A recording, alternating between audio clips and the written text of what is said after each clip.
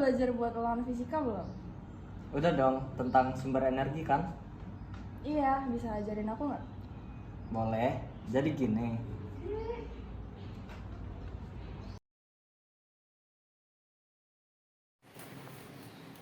Assalamualaikum warahmatullahi wabarakatuh.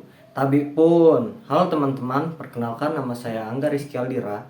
Apa kabar teman-teman semua? Di video ini kita akan belajar materi fisika yaitu sumber energi.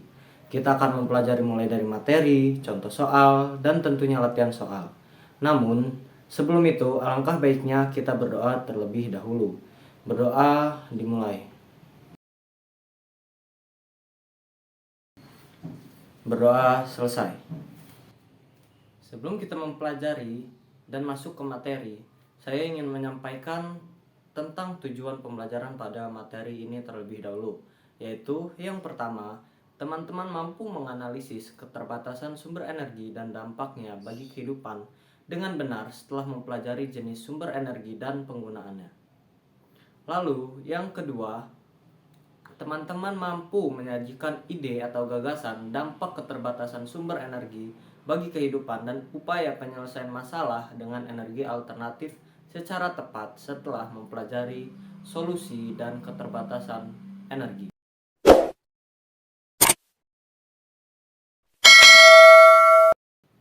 Lalu mari kita masuk ke subbab yang pertama, yaitu tentang sumber energi dan penggunaannya.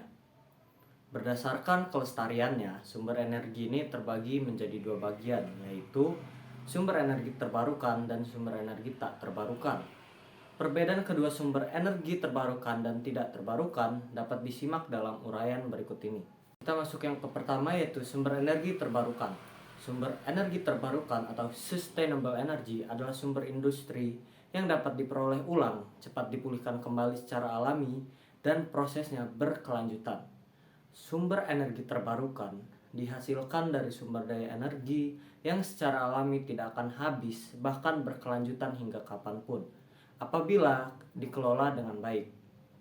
Sumber energi terbarukan adalah sumber energi ramah lingkungan yang tidak mencemari lingkungan dan tidak memberikan kontribusi terhadap perubahan iklim dan pemanasan global yang terjadi di dunia. Contohnya adalah energi angin, air, dan matahari. Lalu yang kedua adalah sumber energi tak terbarukan. Sumber energi tak terbarukan adalah sumber energi yang diperoleh dari sumber daya alam yang waktu pembentukannya sampai jutaan tahun. Contohnya ialah batu bara, gas bumi, minyak bumi, dan lain-lain. Lalu kita menuju pada subbab yang kedua yang akan dibahas pada kali ini adalah penggunaan sumber energi dalam 4 sektor utama. Yang pertama adalah sektor industri.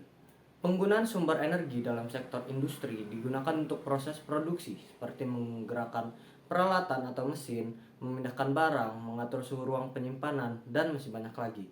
Sumber energi yang digunakan adalah batu bara, produk minyak, gas, dan biomasa. Lalu yang kedua ada sektor transportasi.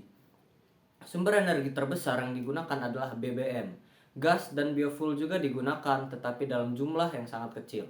Lalu yang ketiga ada sektor rumah tangga. Sumber energi yang digunakan yaitu LPG, listrik, minyak tanah, dan gas yang digunakan untuk penerangan, memasak, dan lain-lain. Lalu yang keempat adalah sektor komersial. Penggunaan sektor komersial meliputi hotel, rumah sakit, toko, dan lain-lain. Sumber energi yang digunakan adalah listrik, BBM, gas bumi, dan LPG. Sumber energi yang paling besar digunakan adalah listrik. Lalu kita masuk ke kondisi sumber energi yang ada di Indonesia. Antara lain 1. Minyak bumi dan BBM. Produksi minyak bumi diproyeksikan menurun sekitar 5% per tahun dari 292,4 juta barel pada tahun 2017 menjadi 53,8 juta barel pada tahun 2050. Oleh karena harga minyak terus meningkat dan cadangan yang makin berkurang, pemerintah berencana mengurangi ketergantungan terhadap minyak bumi dan BBM. Lalu yang kedua ada gas bumi. Gas bumi memiliki pangsa sekitar 15% di Indonesia. Produksi gas bumi sebagian besar dimanfaatkan untuk ekspor dalam bentuk LNG dan gas pipa. Lalu yang ketiga ada batu bara. Kebutuhan batu bara dalam negeri dapat dipenuhi dengan cadangan nasional karena cadangan batu bara di Indonesia lebih besar. Lalu yang keempat ada listrik. Sebagian besar kebutuhan listrik menggunakan bahan bakar batu bara dan gas. Kebutuhan listrik dipenuhi dari berbagai pembangkit listrik. Lalu yang terakhir atau yang kelima adalah energi tak terbarukan. Energi tak terbarukan meliputi panas bumi, tenaga air, bahan bakar nabati, biomasa, tenaga surya, energi angin, nuklir, batu bara cair, dan metana batu bara. Lalu ada dampak eksplorasi dan eksploitasi energi terhadap lingkungan. Yang pertama, penggunaan bahan bakar fosil menghasilkan emisi CO2 yang tinggi dan menghasilkan polutan lain yang mengganggu kesehatan, terutama pada pernafasan. Lalu yang kedua, kegiatan pertambangan menurunkan kualitas tanah, mengganggu kualitas air tanah, dan polusi udara.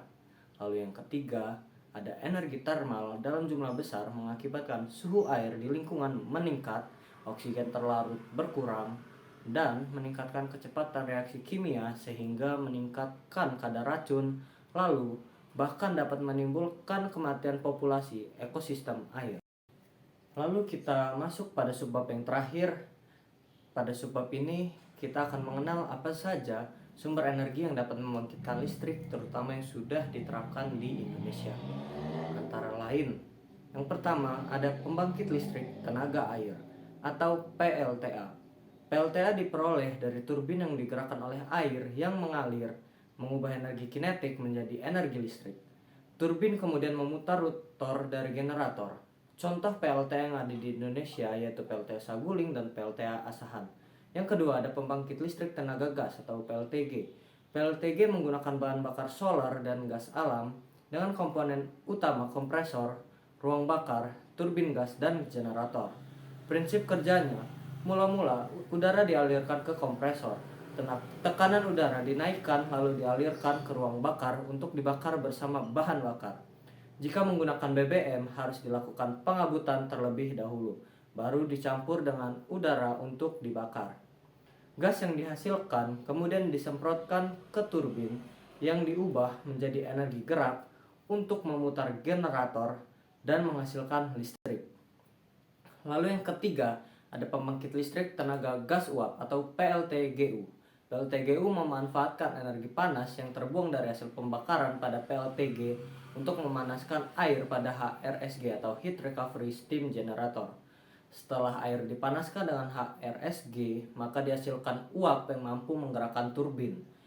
Bahan bakar yang digunakan adalah HSD atau High Speed Diesel dan gas.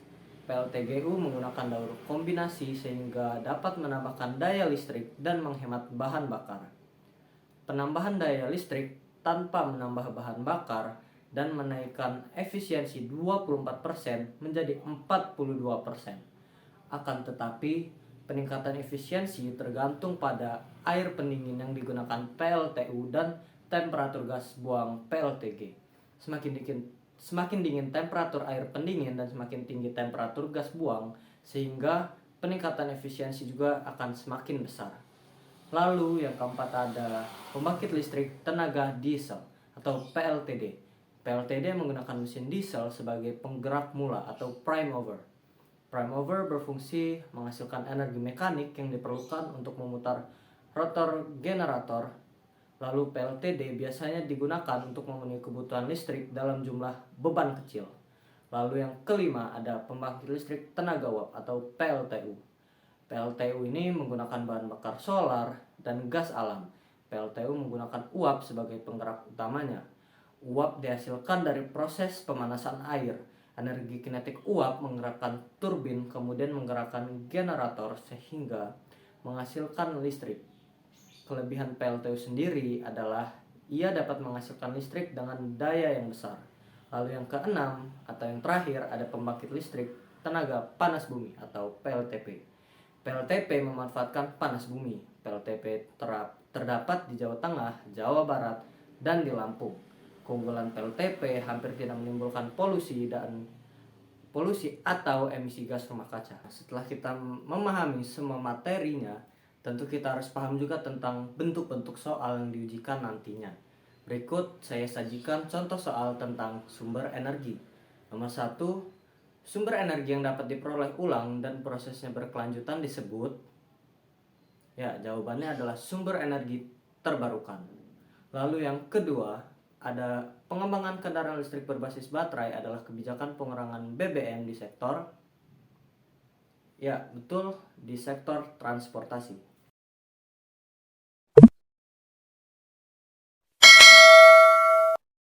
Nah, gimana teman-teman? Ternyata fisika sangat mudah ya.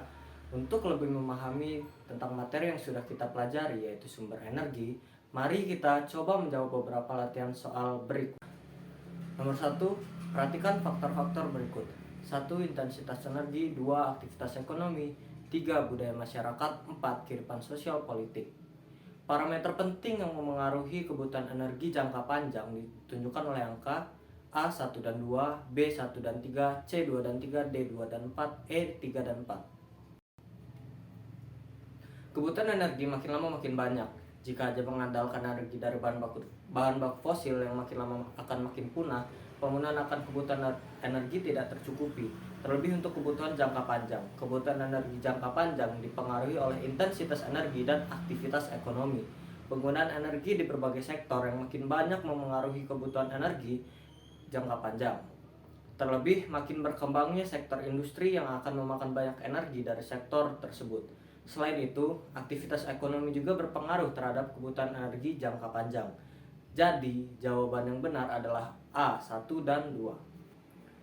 Nomor 2, dalam bab 2 pasal 2 Peraturan Pemerintahan tentang Kebijakan Energi Nasional bahwa target konsumsi energi yang digunakan di Indonesia pada tahun 2025 adalah A. Minyak bumi kurang dari 20%, B. Gas bumi kurang dari 30%, C. Batu bara kurang dari 5%, D. Biofuel lebih dari 25%, E. Panas bumi lebih dari 15%. Peraturan Pemerintah Nomor 5 Tahun 2006 tentang Kebijakan Energi Nasional menunjukkan bahwa kebijakan pemerintah masih kurang mendukung terhadap pemanfaatan energi alternatif atau terbarukan untuk tahun 2025 sekitar 15%. Hal ini dapat dilihat dalam bab 2 pasal 2 Peraturan Pemerintahan bahwa target konsumsi energi yang digunakan di Indonesia pada tahun 2025 sebagai berikut. Yang pertama, minyak bumi kurang dari 20%, 2. Gas bumi lebih dari 33%, batu bara lebih dari 5%, biofuel lebih dari 5%, panas bumi lebih dari 5%, 6. Energi baru terbarukan lainnya, khususnya biomasa, nuklir, tenaga air skala kecil, tenaga surya dan angin lebih dari 5%, bahan bakar lain yang berasal dari pencarian batu bara lebih dari 2%. Jadi, jawaban yang benar adalah opsi A. Ternyata fisika tidak sesulit yang dibayangkan ya. Kita langsung ke nomor yang ketiga. Soalnya adalah kebutuhan energi nasional setiap tahunnya terus meningkat mengikuti pertumbuhan ekonomi, penduduk, harga energi, dan kebijakan pemerintah. Kebutuhan energi nasional paling besar dalam sektor A. Industri, B. Rumah sakit, C. Komersial, D. Rumah tangga, E. Transportasi. Pangsa kebutuhan energi finansial terbesar pada sektor industri meningkat dari 35,5% pada tahun 2016 menjadi 46,8% pada tahun 2050. Sektor industri merupakan sektor produktif yang terus didorong perkembangannya agar dapat meningkatkan perekonomian nasional. Urutan selanjutnya pada sektor transportasi, rumah tangga, dan komersial. Rumah sakit termasuk dalam sektor komersial. Jadi jawaban yang tepat adalah A. Industri. Gimana? Ternyata mudah ya. Lalu kita ke nomor yang keempat. Perhatikan penggunaan energi berikut ini. 1. Pengondisian ruangan. 2. Penerangan. 3. Penggunaan alat elektronik. 4. Pengeringan. 5. Pemindahan material. Penggunaan energi dalam sektor komersial ditunjukkan oleh angka A. 1, 2, dan 3, B. 1, 3, dan 4, C. 1, 2, dan 5, D. 2, 3, dan 5, E. 3, 4, dan 5. Hotel, rumah sakit, dan gedung perkantoran termasuk dalam sektor komersial pada sektor ini. Energi digunakan untuk pengondisian ruangan, penerangan, dan penggunaan alat elektronik lainnya. Penggunaan energi untuk pengeringan dan pemindahan material terdapat pada sektor industri. Jadi jawaban yang benar adalah A. 1, 2, dan 3. Gimana? Ternyata fisika sangat mudah ya. Kita ke nomor yang kelima. Salah satu usaha yang dapat dilakukan untuk mengurangi dampak penggunaan energi terhadap lingkungan adalah A. Sistem pendinginan menggunakan air. Lalu yang B. Mengalihkan daerah pertambangan ke tempat lain. Lalu yang C. Mengalirkan limbah ke sungai di sekitar pertambangan. Lalu yang D. Menggunakan teknologi agar emisi CO2 dapat diminimalisasi. Lalu yang E. Menggunakan cerobong asap untuk mengeluarkan emisi gas asam. Permasalahan penggunaan energi berupa pencemaran udara, kerusakan lingkungan daerah tambang, dan polusi termal Hal-hal yang dapat dilakukan sebagai berikut. 1. Mengolah limbah dengan baik sehingga tidak merusak kualitas air dan tanah. 2. Menggunakan teknologi pada cerobong asap agar gas asam yang keluar dapat diminimalisasi. 3. Sistem pendinginan dengan air harus mempertimbangkan kondisi ekosistem di perairan yang digunakan. Jadi jawaban yang tepat adalah pilihan yang A. Lalu kita ke nomor yang ke-6. Perhatikan pernyataan-pernyataan berikut. 1. Pengolahan batu bara tidak merusak lingkungan. 2. Teknologi penambangan batu bara sudah dikuasai dengan baik. 3. Persediaan batu bara melimpah di seluruh belahan dunia. 4. Biaya persatuan energi yang dihasilkan batu bara lebih murah. Lalu pertanyaannya adalah, batu bara banyak digunakan sebagai sumber energi dalam jumlah besar karena memiliki kelebihan yang ditunjukkan oleh nomor A. 1 dan 2, B. 1 dan 3, C. 2 dan 3, D. 2 dan 4, E. 3 dan 4. Pemanfaatan batu bara memiliki beberapa kelebihan sebagai berikut. 1. Biaya persatuan energi yang dihasilkan batu bara lebih murah. Lalu yang kedua, ada teknologi penambangan batu bara sudah banyak dikuasai. Lalu yang ketiga, batu bara relatif mudah didistribusikan. Lalu yang keempat, persediaannya masih cukup melimpah sampai abad ke-22 meskipun tidak di seluruh belahan dunia. Jadi jawaban yang tepat adalah opsi D, 2 dan 4. Gimana? Mudah kan? Lalu kita ke nomor yang ke-7. Sektor transportasi menjadi salah satu sektor yang menggunakan energi dalam jumlah tinggi karena A. Tingginya mobilitas masyarakat modern. B. Semua kendaraan menggunakan bahan bakar fosil. C. Belum adanya kendaraan yang berbahan bakar biofuel. D. Belum ditemukannya energi pengganti bahan bakar fosil untuk kendaraan. Lalu yang E. Seluruh kendaraan bermotor memiliki efisiensi pembakaran rendah. Pembahasannya,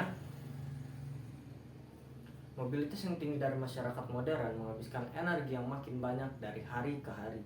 Masyarakat banyak yang menggunakan kendaraan pribadi karena dinilai lebih praktis. Makin banyak kendaraan pribadi, makin banyak pula konsumsi bahan bakar. Selain itu, keinginan berpergian juga membuat sektor transportasi umum seperti kereta, pesawat, dan bus jarak jauh menambah armada untuk memenuhi kebutuhan penumpang. Hal ini juga membuat konsumsi energi makin besar. Jadi jawabannya adalah yang A. Lalu kita ke nomor yang ke-8. Berikut ini aspek-aspek penilaian ketahanan energi nasional sesuai dengan peraturan pemerintah nomor 79 tahun 2014 tentang kebijakan energi nasional, kecuali A. Affordability, B. Accessibility, C. Accountability, D. Availability, dan E. Acceptability. Aspek penilaian ketahanan energi nasional adalah sebagai berikut. 1. Aspek ketersediaan atau availability, yaitu tingkat kemampuan untuk menjamin ketersediaan energi primer dari sisi suplai energi. 2. Aspek kemampuan akses atau accessibility, yaitu memenuhi kebutuhan energi masyarakat melalui penyediaan infrastruktur energi untuk menyalurkan dan melayani energi ke masyarakat. Dan yang ketiga, ada aspek harga terjangkau atau affordability, yaitu keterjangkauan konsumen terhadap harga energi. Lalu yang keempat, ada aspek ramah lingkungan atau acceptability, yaitu penerimaan masyarakat terhadap energi yang ramah lingkungan.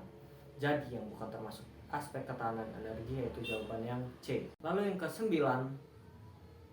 Indonesia merupakan negara maritim yang mana wilayah perairannya lebih luas dibandingkan wilayah daratan. Potensial di Indonesia untuk dikembangkan menjadi pembangkit listrik sangat besar. Salah satunya pembangkit listrik tenaga gelombang laut atau PLTGL. Kelebihan dan kekurangan pembangunan PLTGL di Indonesia yang tepat adalah seperti berikut. Energi gelombang laut merupakan sumber energi terbarukan yang bersih. Penggunaan energi gelombang laut tidak memerlukan bahan bakar dan tidak menghasilkan emisi atau limbah. Prinsip kerja dari pembangkit listrik tenaga gelombang laut adalah dengan cara aliran gelombang laut yang mempunyai energi kinetik masuk ke mesin konversi energi gelombang lalu dialirkan ke sebuah turbin. Energi kinetik yang dihasilkan untuk memutar motor dan disalurkan menuju generator. Energi listrik dihasilkan dari generator lalu dialirkan menuju sistem transmisi. Namun kelemahan dari PLTGL ini bahwa kekuatan gelombang laut bervariasi sehingga tidak semua wilayah kelautan dapat dikembangkan proyek ini. PLTGL membutuhkan lokasi dengan gelombang laut yang cukup kuat dan konsisten. Jadi jawaban yang tepat adalah opsi yang D. Terakhir atau nomor 10, pemanfaatan BBN yang dipertimbangkan untuk sektor transportasi, industri, komersial, dan pembangkit listrik adalah A. Biodiesel, B. Bioetanol, C. Biogas, D. Biomasa, E. Biofuel. Pembahasannya, BBM direncanakan dapat menggantikan BBM yang hampir punah. Pemanfaatan BBM tersebut dapat dijumpai dalam berbagai sektor transportasi, industri, komersial, dan biodiesel. Jadi jawaban yang benar adalah A, biodiesel. Oh, ternyata fisika sangat mudah ya. Iya dong, berarti udah siap untuk ulangan besok kan? Siap dong. Makasih ya, Enggak. Sama-sama.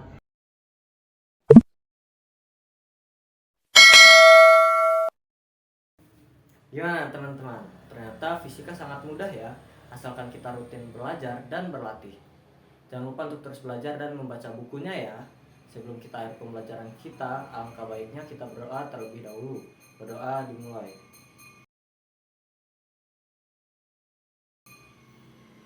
Berdoa selesai.